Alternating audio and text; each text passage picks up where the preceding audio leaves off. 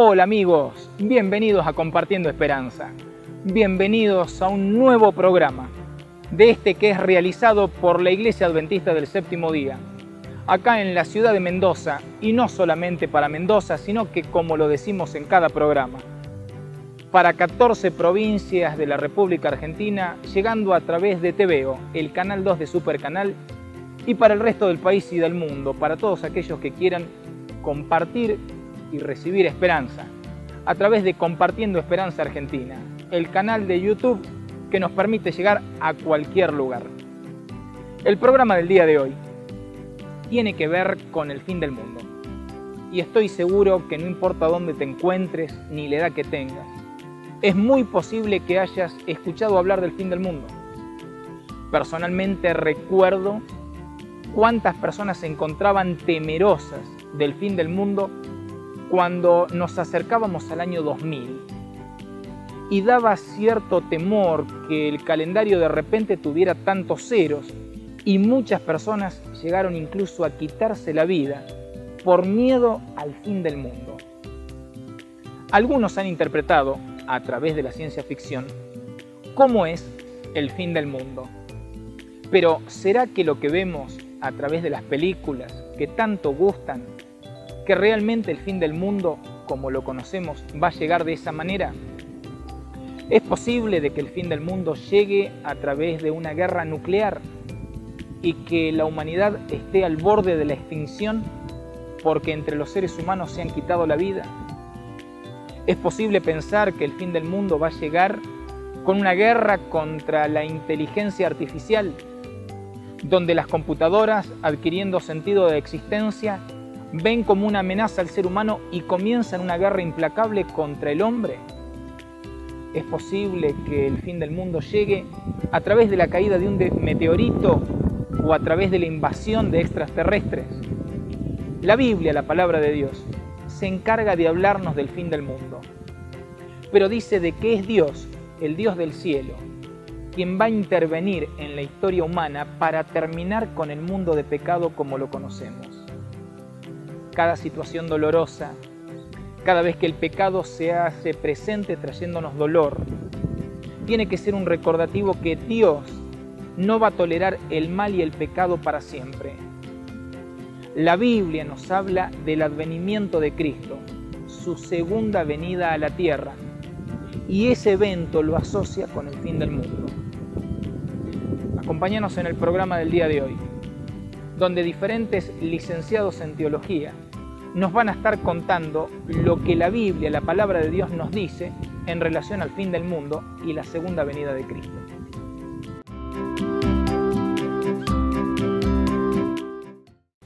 A los que somos lectores de la Biblia, no es que no nos preocupa las cosas que pasan, nos afectan, pero también es verdad de que de alguna manera también nos trae esperanza. La palabra de Dios es un libro de hace más de 2000 años, el Nuevo Testamento, y es increíble que ya Dios nos va diciendo ahí en el libro de Santiago, que está en el Nuevo Testamento, el capítulo 5, como que es una descripción, a pesar de que se habla en un idioma de aquel entonces, ¿no? Más agrícola, digamos así. Sin embargo, uno lo lee y automáticamente sacamos la conclusión de que también está escrito para nuestro tiempo. Porque vendrán muchos en mi nombre diciendo yo soy el Cristo. Entonces, aquí hay un término que nosotros debemos mencionar, que es el término espiritismo, que es todo lo que el enemigo hace para tener contacto con la humanidad. El primer contacto que él tuvo con la humanidad, nosotros sabemos que fue con nuestros primeros padres. Ahí fue su primera mentira, que la palabra de Dios la registra en Génesis 3, ¿no? Cuando el enemigo dijo, no moriréis. Pero ¿qué dijo Dios? Verdaderamente el hombre al apartarse de él moriría. Y allí comenzó, ¿no? Y hay muchísimas más falsas doctrinas que el enemigo ha sembrado, pero él siempre quiere tomar contacto con la humanidad. Él sabe que en ese contacto su mente se modifica, su carácter se modifica y la imagen de Dios se borra, se distorsiona. Vendrán tiempos peligrosos.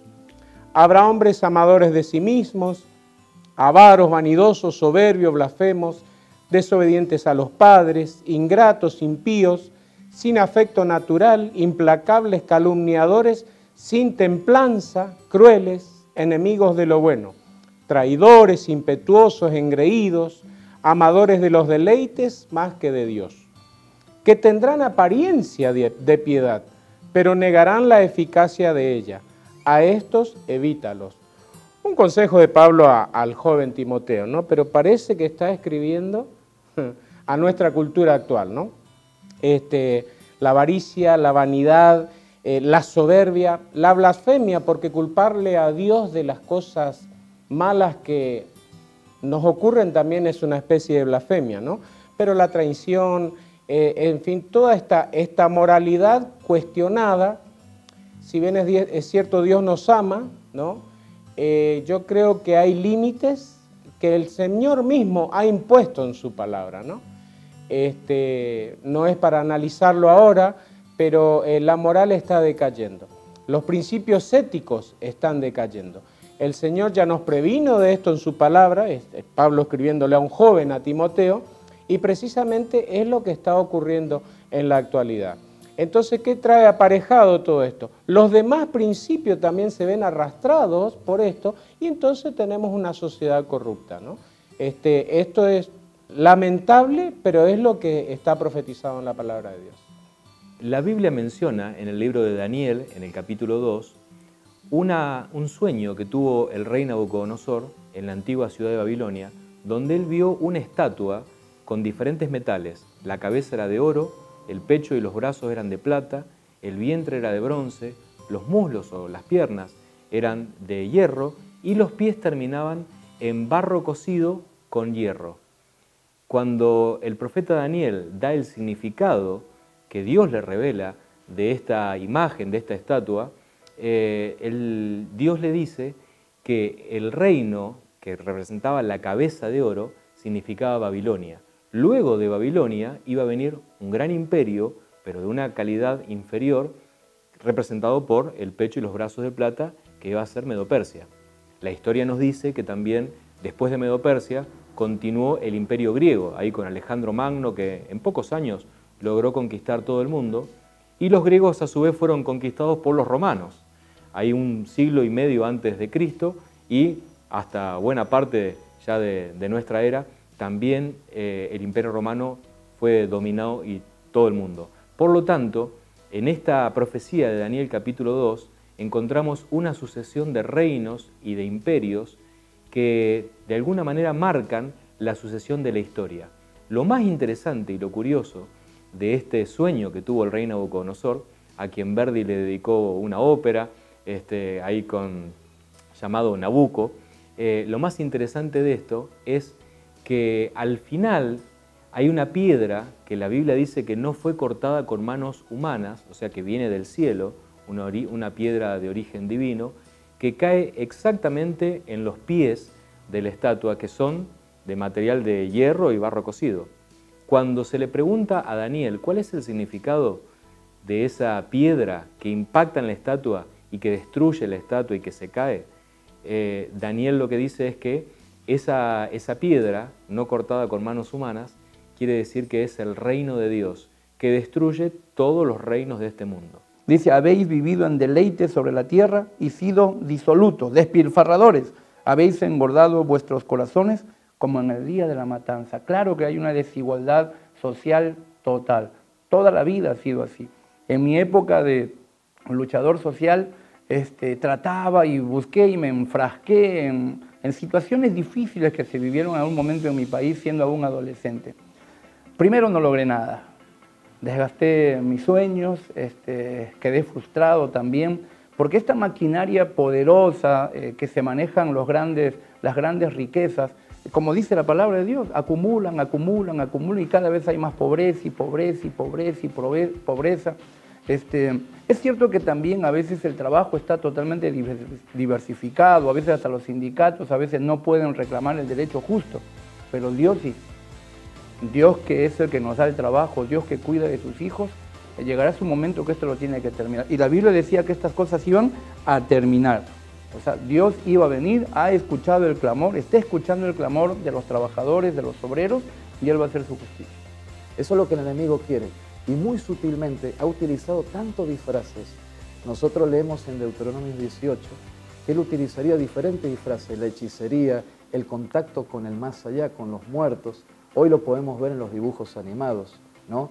Está tan impregnada la idea de que verdaderamente podemos comunicarnos con el más allá, con esa vida después de la muerte, como que continuamos existiendo en la nueva era, en tantas filosofías que verdaderamente se hace casi imperceptible, porque está dentro del mundo de la animación, en nuestros niños, en las películas. Cae, vamos a decir de una manera muy imperceptible, es el disfraz de luz que él ha utilizado en estos últimos tiempos. Pero, según la palabra de Dios, ya estaba predicho que él tomaría un disfraz de luz, que intentaría no asustar a la humanidad, sino ser amigo de nuestros niños, amigo de los jóvenes, para infiltrar sus ideas. Pero sabemos que las consecuencias son nefastas, son terribles. Porque todas las cosas que hizo Jesús, su ministerio, su muerte, su resurrección, todo estaba profetizado. Y también estaba profetizada su segunda venida. Es decir, estaba profetizado el lugar donde iba a venir, la forma que iba a sufrir, cómo lo iba a entregar un amigo, dónde iba a nacer, dónde iba a padecer, y después también la profecía de que va a regresar a buscarnos. Porque Dios no hace nada sin que nos comunique de antemano. Cuando Jesús estuvo en la tierra, Él dijo, mi reino no es de este mundo. Dios es el Rey del universo. También a Jesús en el libro de Apocalipsis se lo presenta como el Rey de Reyes y Señor de Señores. Los grandes imperios de este mundo, puede ser a través de Nabucodonosor o Alejandro Magno o todos aquellos, el rey Darío, el persa, podríamos, si viniéramos un poquito más aquí en la historia, por ejemplo Napoleón, Carlomagno, en el siglo XX ya tuvimos al Kaiser Guillermo de Alemania, o tuvimos también a Adolf Hitler. Todos ellos tienen algo en común, quisieron lograr un quinto imperio mundial y dominar todo el mundo, pero no lo lograron. Es muy interesante porque en la Biblia se mencionan unas palabras que nos ilustran lo que ocurrió en realidad, ¿no? La Biblia dice que se mezclarían a través de alianzas políticas unos con otros, y nosotros sabemos que las cortes, por ejemplo, de Europa, todas están emparentadas, ¿no es cierto? Se casaban entre ellos precisamente para lograr alianzas humanas y poder conquistar el mundo, y no lo lograron. Así que no lograron formar un nuevo reino. Napoleón quiso, pero no pudo. Hitler quiso, pero no pudo. Carlomagno quiso, pero no pudo. Y lo más interesante de esto es que la Biblia nos aclara que pronto vendrá esa piedra no cortada con manos humanas y terminará la sucesión de reinos de la historia de este mundo y se instaurará el reino del Señor Jesucristo. La venida de Cristo está cercana, las profecías lo indican y Daniel 2 es una profecía más que nos indica de que Jesucristo pronto vendrá a instaurar un nuevo reino, un reino universal, un reino de paz, de amor, donde no habrá tristezas, ni dolor, ni guerras, ni angustias.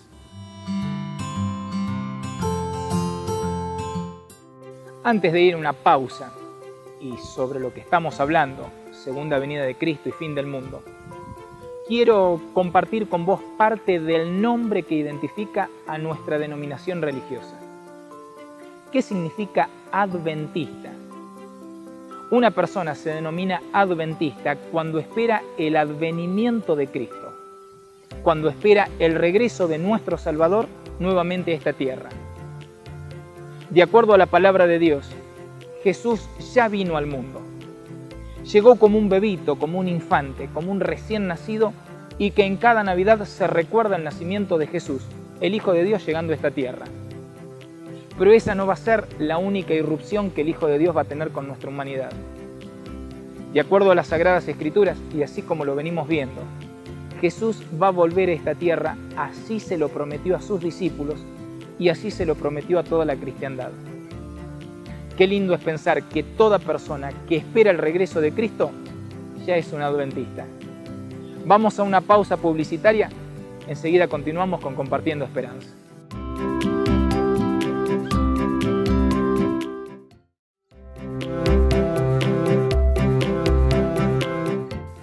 Continuamos en Compartiendo Esperanza. Continuamos con este programa relacionado con la segunda venida de Cristo y el fin del mundo. ¿Qué nos dice la Biblia en relación al tiempo en el que Jesús va a volver a esta tierra? ¿Se menciona la fecha? ¿Cuál debe ser la preparación para esperarlo con los brazos abiertos? Continúa con nosotros. Seguí escuchando lo que estos licenciados en teología están contándonos relacionado con la segunda venida de Cristo. Oye, en este mundo todo se paga, sea para bien, sea para mal. Nosotros podemos escapar de la justicia de los hombres, pero de la justicia de Dios no podemos. Podemos escapar del mal de muchos, pero escapar de nuestro propio mal, imposible. Tarde o temprano tenemos que rendir cuentas por las cosas que nosotros hacemos. Y Dios viene específicamente para hacer justicia. Esto es un mensaje de esperanza para aquellas personas que intentan vivir en estos tiempos siendo honestos, siendo responsables, dedicados a su trabajo, dedicados a su familia, que son fieles en todas las cosas. Dios viene a hacer su justicia. A cada uno le va a dar según sus obras. El que no quiere, no quiere, pero al que se esté esforzando, a aquella persona justa en todas las cosas, pues Dios va a hacer justicia. Y esto es claro, solamente el que es fiel a Dios puede ser fiel a todas las cosas. Y San Mateo 24:14 dice que será predicado el Evangelio del Reino en todo el mundo para testimonio a todas las naciones y entonces vendrá el fin. Es decir, ¿de qué manera ocurrirá? No lo sabemos, pero a través de los medios de comunicación, ¿no? La radio, la televisión, las redes, mucha gente puede conocer de Jesús. Y la verdad es que en los últimos 2 siglos el conocimiento bíblico ha aumentado muchísimo. Tenemos que tener en cuenta que tiempo atrás no se tenían ejemplares de la Biblia para poder leerse en las casas. Hoy en día la mayoría de las casas tienen un ejemplar de la Biblia donde se puede leer, se puede comprender. Otro hecho notable es que la Biblia no estaba traducida a los idiomas actuales. Por lo tanto, solamente los entendidos en griego, en hebreo o en latín podían leer la Biblia. Hoy en día tenemos traducciones de la Biblia en la mayoría de los idiomas, aunque sea en algún fragmento, un capítulo, un versículo. Tenemos, por ejemplo, en Argentina en el idioma wiche, en varios idiomas de los pueblos originarios. Y por supuesto, la Biblia es ampliamente difundida. Sigue siendo el libro más difundido, más vendido en el mundo. Por lo tanto, esta profecía de que la ciencia, el conocimiento de la Biblia se aumentaría, realmente se cumplió. Así que nosotros podríamos ser la generación que reciba a Jesús, aunque la mayoría de gente no crea, pero lo que dice la palabra de Dios es verdad, ¿sí? Los que no creímos alguna vez, los que fuimos ateos alguna vez, y nos encontramos con la palabra de Dios, esto es un mensaje de esperanza. También dice Apocalipsis 1:7 que todo ojo le verá, todo ojo le verá. No va a ser una venida secreta, no va a ser un rapto secreto, todo el mundo lo verá, aún lo que le traspasaron. Ahora, en contraparte a esto, mencionando un poco los engaños del tiempo del fin, es interesante que el enemigo de Dios, Satanás, va a imitar la segunda venida de Cristo. Y por eso Mateo 24, haciendo alusión a esto, Jesús dijo en el versículo 23, entonces si alguno te llega a decir, lo voy a usar en estos términos, ¿no? Mirad, aquí está el Cristo, o allí está, no lo creáis. Jesús, sabiendo el engaño, siendo Dios, ¿no? Entonces, siempre contraponiéndose a la obra del enemigo, ¿no? Él dijo, si te llegas a enterar de que yo aparecí en tal lugar, aparecí en Mendoza, aparecí en San Luis, en cualquier lugar del mundo, no lo creas, porque yo vendré sobre las nubes de los cielos con todos mis ángeles y todo ojo me verá. No va a ser algo local. Ahí nosotros encontramos la gran diferencia, ¿no? El engaño y la verdad. ¿De qué manera vendrá Jesús? ¿Y de qué manera el enemigo lo va a imitar? Tristemente, al desconocer las Escrituras o al no creer, al no perseverar en lo que la palabra de Dios nos dice, muchos serán engañados. Por eso la base está en creer en lo que el Señor Jesús dijo. Es decir, ¿de qué manera ocurrirá? No lo sabemos, pero a través de los medios de comunicación, ¿no? La radio, la televisión, las redes, Mucha gente puede conocer de Jesús. Pero hay algo todavía más importante, David. Todos tenemos una conciencia. Nacemos seres humanos, tenemos un cerebro, por lo tanto tenemos una conciencia. Y esa conciencia nos dice qué hacer y qué no hacer. Entonces, Dios se va a encargar de que yo sepa qué actitud tomar porque Jesús regresa a buscarnos. Esto va a pasar, me guste a mí o no me guste, ¿no? El tema es si nos encontramos preparados para ese momento. Entonces allí está, estoy siendo fiel a mi conciencia, estoy realmente siguiendo lo que la palabra de Dios dice, porque a veces pensamos que la Biblia es un libro obsoleto, ¿no? La escribieron cierto grupo de personas, pero él acá está diciendo, miren que voy a buscarlos. Está la Biblia, hay gente que la lee. Ahora, es cierto también que aunque tengamos una Biblia, lo importante es leerla. Si no la leemos, no la vamos a comprender. Así que en la profecía referida a que la ciencia se iba a aumentar antes de la venida de Cristo, la ciencia o el conocimiento bíblico también se cumplió. Todo ojo le verá, para bien o para mal. Cristo viene a hacer su justicia. Esperanza y palabra de Dios, palabra de caballero.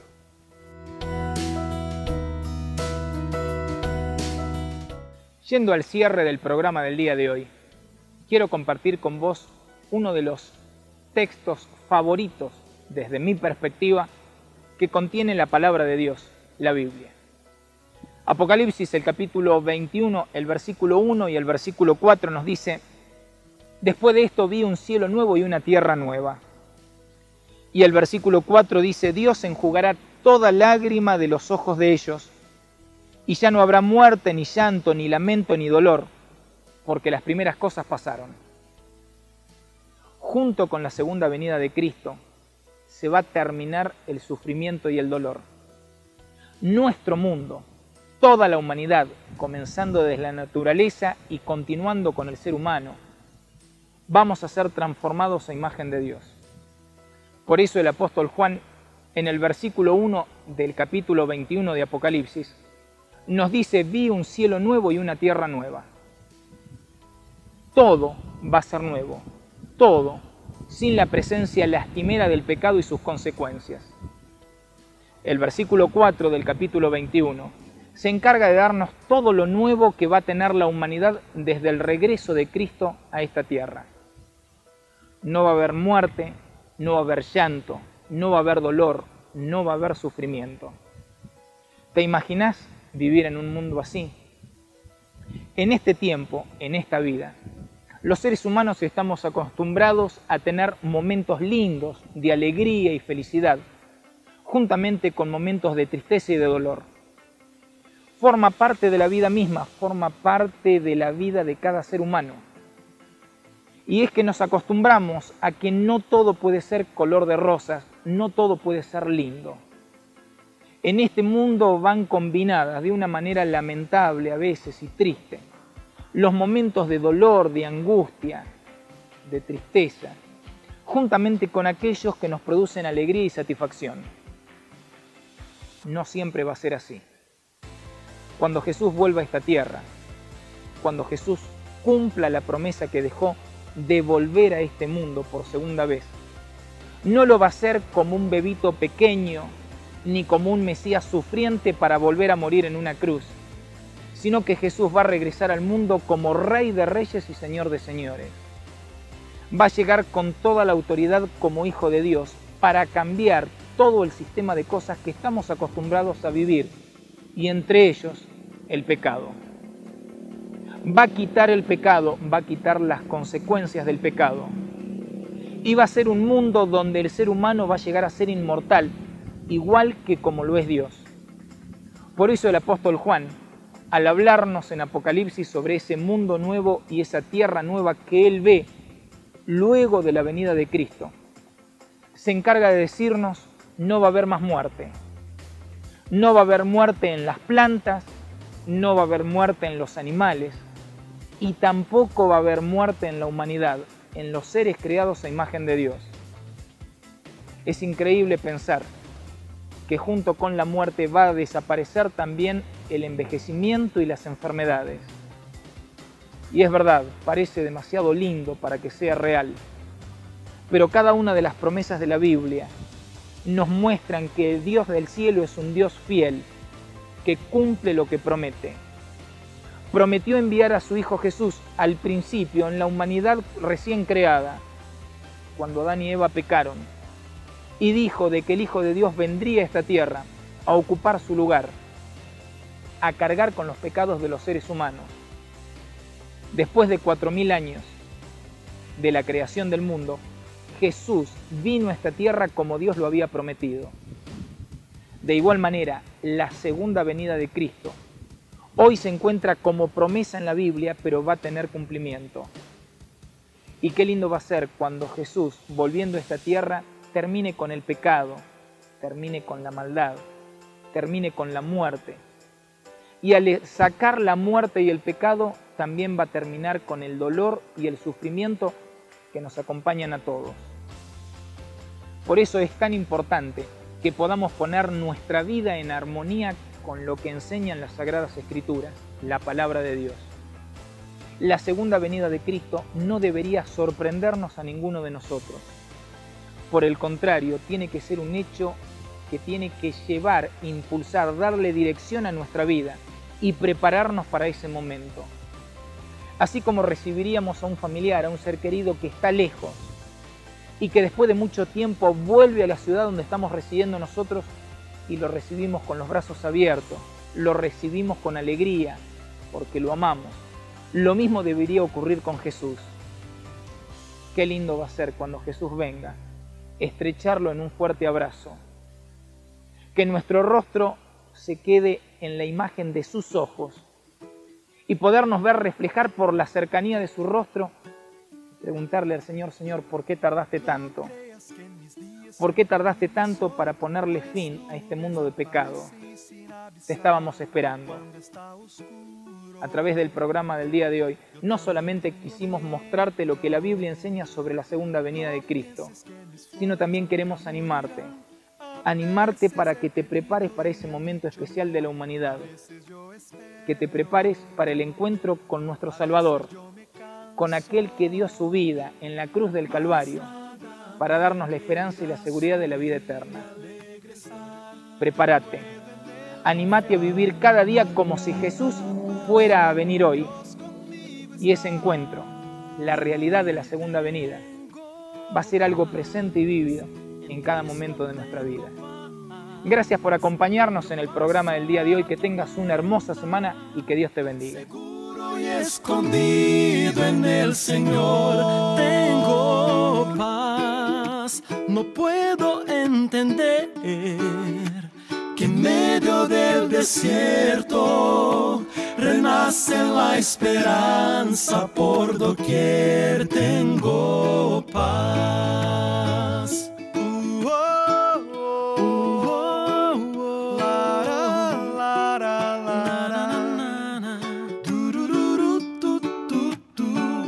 No creas que en mis días siempre brilla el sol, pues nubes aparecen sin avisar, y cuando está oscuro yo también tengo miedo. No pienses que mis flores nunca morirán. A veces he pedido y me han dicho no. A veces yo espero, a veces yo me canso, mas nada me impedirá sonreír y alegre estar. Yo puedo en